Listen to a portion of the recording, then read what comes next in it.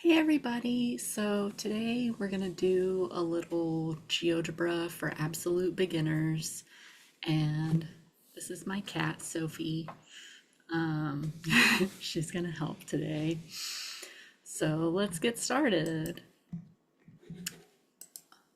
So you're going to want to start by going to geogebra.org, and you click up in this upper right hand corner to either log in or create a account, because since we're going to be working in the browser, the only way you can save is if you have a GeoGebra account. It's free, so just sign up and then you'll be logged in. When you get more advanced, you don't want to just use the browser-based version. You want to go to geogebra.org/download, and you want to scroll all the way down until you get to Classic 5 for advanced features, and that's what you want to download. And it's, yeah, so, and there's other download options if you have a Mac. GeoGebra 5's at the bottom. So there's, if you're on Linux or whatever, so there's your download. You will have to enable third-party apps if you are on a Mac. So then otherwise, we want to go to geogebra.org/classic. And this is the workspace we're going to work in. I'm going to close out the calculator because I don't need that. So this is your graphics view with the grid and the axes. This is your input bar and your algebra view, and your tools are along the top. And so I'm just going to show you how to use some basic tools and input some things in the input bar and use the reflect tool especially. So I typically don't like to see my axes or my grid, so I can right click in there and click show axes and show grid. If you want the grid, that's fine. If you're doing a grid-based construction, that could be helpful. There's other types of grids also, so a lot of options there. But I typically turn the grid off. And usually how I start all of my constructions is I create a point A at 0, 0, and I hit enter, and B at 1, 0 and hit enter. And I just type those 2 points like that. If I don't want to see the labels here, I can click show label, and let's see, there's a way to do, so I can do all new objects, no new objects, or new points only. I'm going to do new points only because I do want to see those labels. So let me bring that back. But that's how you would turn off your labels if you want to do that. I'm going to use my scroll wheel to zoom in a little bit here. And so once I have 2 points, I can define a line. Notice when I click on line, there's other options underneath for segment, ray, polyline, etc. So all your other tools are hidden underneath the basic tools. The main thing I want to show you is how to use this reflect about line tool. But maybe before we do that, let's construct a regular polygon. So when you're constructing with a compass and straight edge, you typically start by dividing a circle into equal parts, but the easiest way to do that in GeoGebra is with a polygon. So let's say I want to divide into 12 equal parts or 24 equal parts. I can construct a 12-sided regular polygon with the polygon tool, and then click on A, then B, and so it generates this polygon on a side. And I don't like the insides of my polygons to be filled, so I go up here and I can change that fill to 0. I can also do that on the color tab of preferences over here. You always want to default to the arrow move tool, which when you're in the browser-based version, it kind of defaults to that automatically most of the time, which is kind of nice.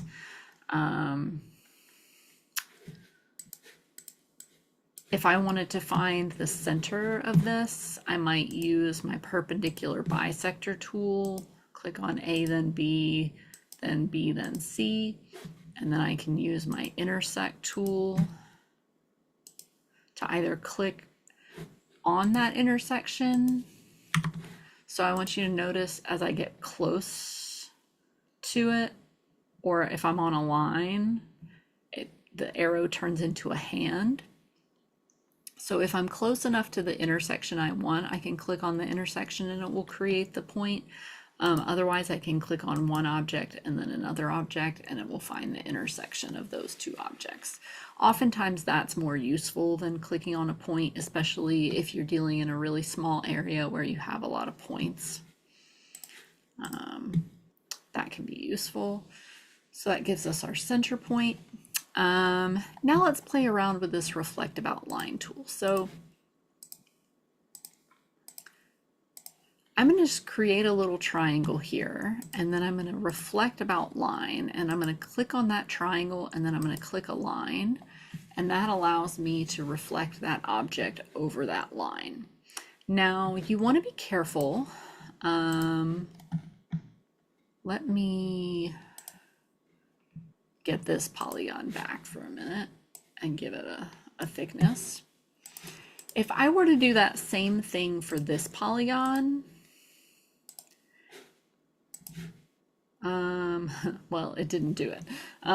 Sometimes it'll do it, sometimes it won't do it. Maybe because it was a regular polygon and didn't do it. But oftentimes these points would be duplicated. Oops. Let me undo that. That's where your undo button is. Oh, and if you want to save, you do save online and you give it a title and you click save. I'm not going to save this.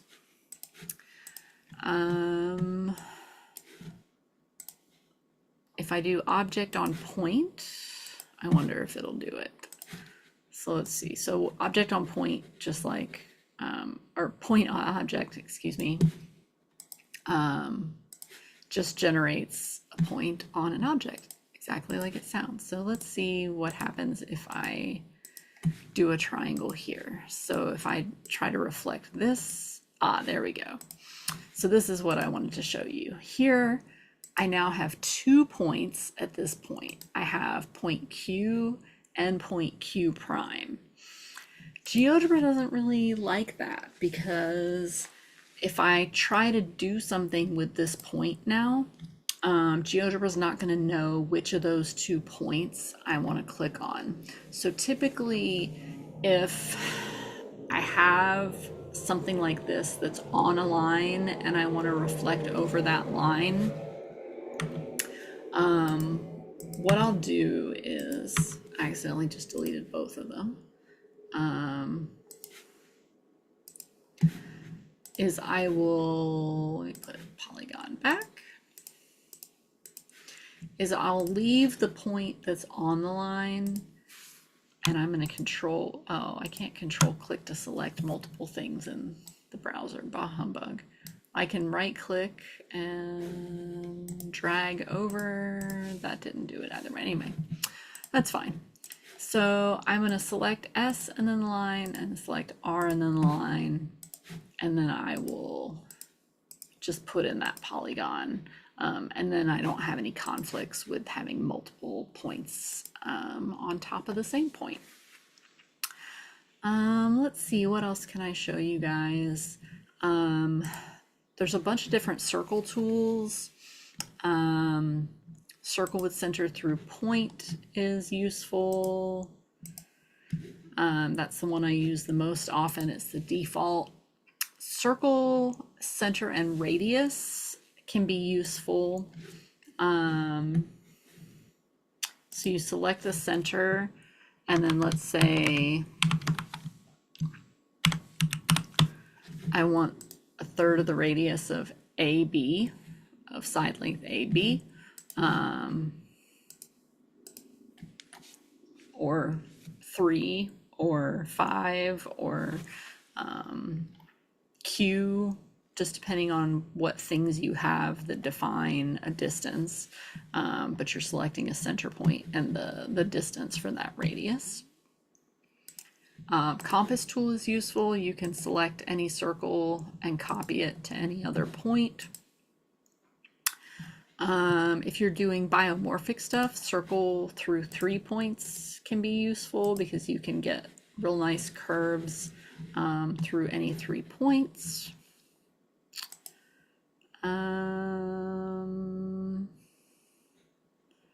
Angle bisector is useful. You click on 3 points with the vertex as the second one.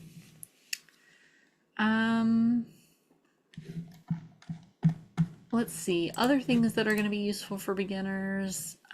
Setting up your algebra view a little nicer can be nice. So here it's by construction order. I like to arrange by object type. I can collapse these different object type menus and expand them. You can also click on the heading and it'll select all of that object type. Notice that didn't select the points in my regular polygon except for the first 2 that I made, and those by default are a different color. That's because they're what are called auxiliary objects. So if we show auxiliary objects in our algebra view, now when I just want to collapse these, now if I select all my points, it'll get selected. Definition and value, that's fine.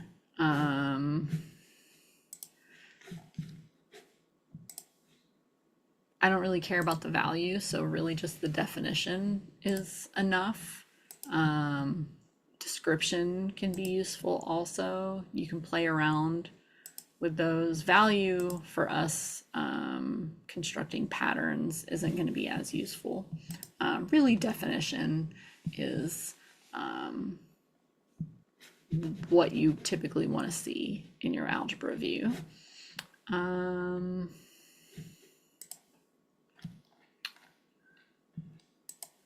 Yeah, just play around.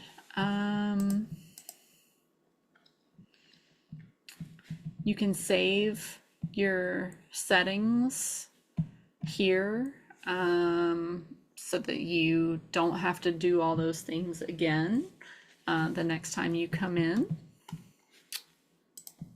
You can also lock. You can fix objects like that.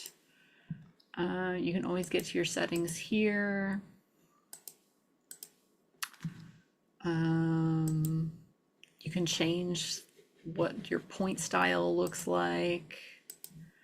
You can change colors here or in the color tab of your object properties. I would say just explore. That's going to be your best friend when you're first learning. Don't be afraid to mess things up. Click around and let me know if you have any questions. I hope that was useful, at least a little bit, just to kind of get you going on the browser-based version of GeoGebra. All right, thanks. Have a great afternoon.